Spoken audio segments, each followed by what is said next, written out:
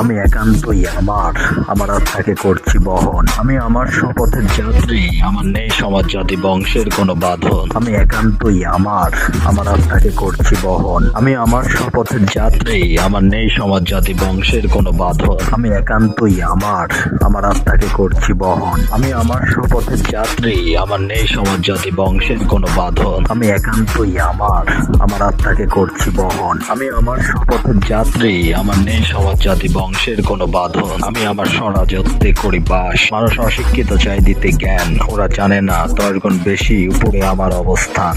সব ঠিক আছে, আমি ঘৃণা করি যারা শুধু চাটাচাটি করে। ওদের ভেতরে রয়েছে কমতি প্রজ্ঞার, গরিব মানুষদের আত্মীয়তা থেকে বঞ্চিত করে। আমি দেখেছি তা আমার শৈশবে। জানি স্রষ্টা আমার উপরে রাগান্বিত, কারণ আমি কখনো নিচু হতে জানি না। যদি স্রষ্টা বুঝেও যদি আমার উপর বিপদ আপতিত করে, তাহলে উনিও গণ্য হবে অসত্যের পথে। এটা পছন্দ করার অধিকার শুধু স্রষ্টার, কারণ ওনাকে নেই কিছু বোঝানোর। তিনি জানেন ভালো আমার চেয়ে কৃষকে মানুষ আমাকে দেখেছে।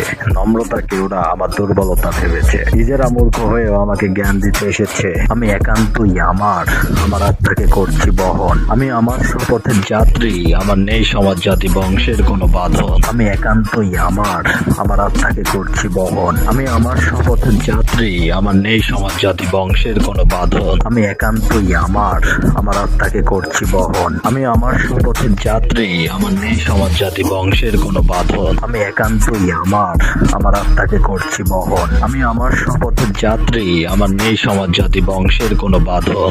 আমি যখন জয়ী হয়েছি, ওদের মুখ শুকিয়ে গেছে। আমার ব্যর্থতায় ওরা ঈদের উৎসবের মতো আনন্দ পেয়েছে, কিন্তু আমার ছিল না কোনো ইচ্ছা ওদের খারাপ চাওয়া। আমি বিশ্বাস করি ট্যালেন্ট, আমি বিশ্বাস করি প্রজ্ঞা। ধনী গরিব ধর্ম অধর্ম সবাইকে ভালোবাসি। ওদের থেকে আমি সব সময় কিছু না কিছু শিখি। অশিক্ষিত করে বংশের গর্ব, অশিক্ষিত দেখায় দম্ভ, অশিক্ষিত করে অন্যায়, অশিক্ষিত করে কপটবাজি। ওরা হলো হায়না, অন্যের ভালোতে মনের ভিতর ওদের জন্ম নেয় হিংসা। আমার কাছে নেই ওদের ক্ষমা। আমার পথে আমি অন্যকে অনুমতি দেই না। যা আমার লক্ষ্য তা হতে আমি চলেছি। মানুষটা দেখতে চায় না যেন আমি আমার উদ্দেশ্য পূরণ করি, কিন্তু ওরা জানে না আমার শৈশবের কাহিনী। অশিক্ষিত করে বংশের গর্ব, অশিক্ষিত দেখায় দম্ভ, অশিক্ষিত করে অন্যায়, অশিক্ষিত করে কপটবাজি। ওরা হলো হায়না, অন্যের ভালোতে মনের ভিতর ওদের জন্ম নেয় হিংসা। আমার কাছে নেই ওদের ক্ষমা। আমার পথে আমি অন্যকে অনুমতি দেই না। যা আমার লক্ষ্য তা হতে আমি চলেছি। মানুষটা দেখতে চায় না যেন আমি আমার উদ্দেশ্য পূরণ করি, কিন্তু ওরা জানে না আমার শৈশবের কাহিনী, কতটা দুঃখ কষ্ট নিয়ে আমি এই পর্যন্ত এসেছি। ওদের কাছে আমার সংগ্রামের মূল্য শূন্য, কিন্তু আমার কাছে তা